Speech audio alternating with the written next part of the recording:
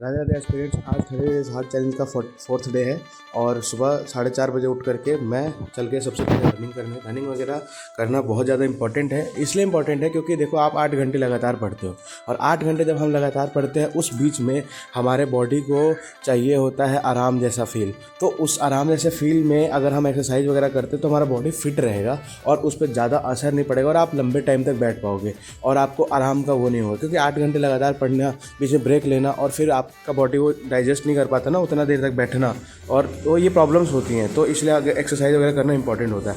फिर एक्सरसाइज करके आया, उसके बाद मैंने करा नाम जप, पूजा वगैरह सब डन। क्योंकि एक्सरसाइज जितना ज़रूरी है उससे ज़्यादा ज़रूरी पूजा भी है। दोनों ही अपने लिए अपने अपने जगह पे बहुत ज़्यादा इंपॉर्टेंट है। तो नाम जप एंड पूजा मैंने करा डन, क्योंकि ऑब्वियसली बात है, पूजा नहीं करूँगा तो दिन की शुरुआत कैसे होगी। उसके बाद मैं सबसे पहले लेके बैठा सीए का रिवीजन करने। सीए रिवीजन करा।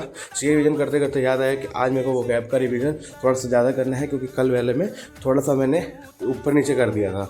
मतलब मेरे को करना दूसरे दिन का था, मैंने किसी दूसरे दिन का कर लिया। तो मैंने आज दो दिन का निपटाया। फिर मैंने करा स्पीड मैथ्स, क्योंकि सब बहुत दिन से स्पीड मैथ्स करवा नहीं रहे थे। तो मैंने देखा क्या सर का क्लास करवाया हुआ, तो मैंने करा जल्दी से, क्योंकि स्पीड मैथ्स बहुत ज़्यादा मैटर करते हैं। फिर चना खाते खाते मैंने कहा करंट अफेयर्स, और उसके बाद करा एडिटोरियल का सेशन।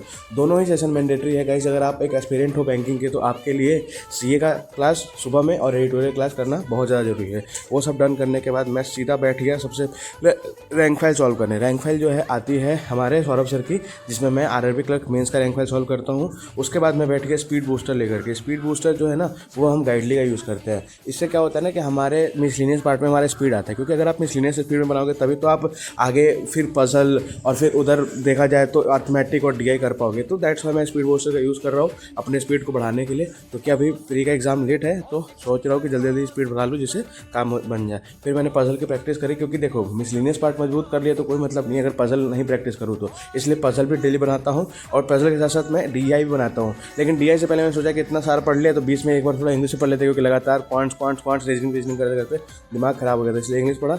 इंग्लिश डन करने के बाद अब मैंने करी डीआई सॉल्व। डीआई मैं बुक से सॉल्व करता हूँ, वो भी शांतनु सर की बुक आती है उससे, दक्ष क्वांट नाम की बुक आती है, उससे मैं डीआई सॉल्व करता हूँ डेली। मैं उसमें से 5 7 8 डीआई डेली यूज़ करता हूँ, डेली बनाता हूँ। सोच रखा है कि मैंने एग्जाम से पहले पूरे डे को खत्म करना है। फिर मैंने कहा रीजनिंग का पावर ऑफ लेक्चर, क्योंकि रैंक फाइल सॉल्व सर की मैं सॉल्व कर दूँ कोई मतलब नहीं है अगर मैंने पावर ऑफ लेक्चर नहीं देखा तो। फिर मैंने वानी का लेक्चर लास्ट में निपटाया और उसके बाद फिर मैंने एक काम करा कि अपना सीए के नोट्स बना लिए। क्योंकि सुबह सीए मेरे को रिवाइज करना होता है तो नोट्स बना लूँगा तभी तो रिवाइज कर पाऊंगा। और फिर आरआरबी क्लर्क मेंस का एक क्लास करा और उसके बाद करा अपना दिन को एंड। अगर मेरा वीडियो अच्छा लगा हो तो लाइक करना, सब्सक्राइब करना और